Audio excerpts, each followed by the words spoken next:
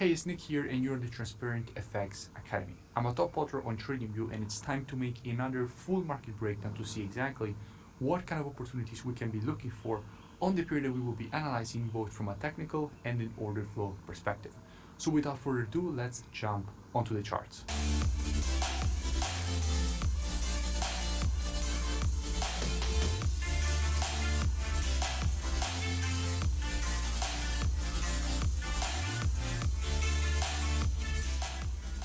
Okay, so the pair that I want to speak about into this video is gbpjpy, and the reason for which I want to speak about gbpjpy is because the market has just provided exactly the move that we wanted to see from our previous analysis on the pair.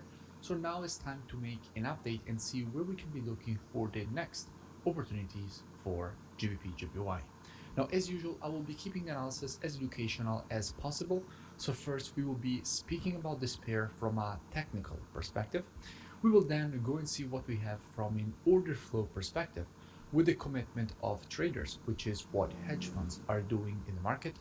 So we will be checking the commitment of traders for the GBP and obviously for the GPY. And by being able to track how the biggest banks and institutions are moving their orders and their money, we will have an advantage over our competition in the market.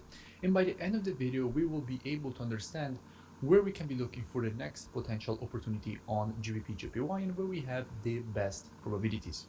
Now, starting here from the monthly time frame, what we have is a market which has just reached exactly the previous monthly resistance. In fact, from here, the market has provided a nice rejection to the downside, confirming that at this area we have a very strong supply zone, and currently the market is testing again the same supply area, from which we can expect the market to provide a rejection to the downside.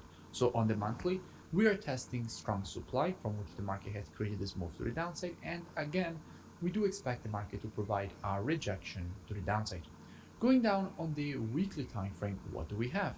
Now on the weekly time frame, we have a quite different scenario. In fact, what we can notice here on the weekly is that the market had printed a quite strong high here preceding this move to the downside, but now the market has broken above this high.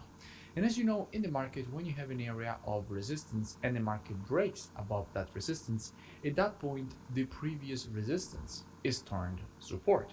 And the market is currently testing this previous resistance, now turned support.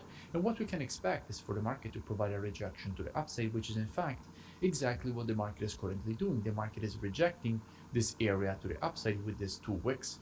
So at the moment on the weekly time frame, the market is quite bullish, rejecting previous weekly resistance, which is now turned support. Going down on the daily time frame, what do we have? Now on the daily time frame, we had spoken about the gbpjpy quite a few times in the past. I spoke about gbpjpy after this move to the upside. I made a full breakdown of gbpjpy when the market was here, explaining all the reasons for which from here we expected the market to create the move to the downside, and in fact that is exactly what the market did. Then I made another breakdown of gbpjpy when the market was here, explaining all the reasons for which from here we wanted to see the market create a move to the upside, and again that is exactly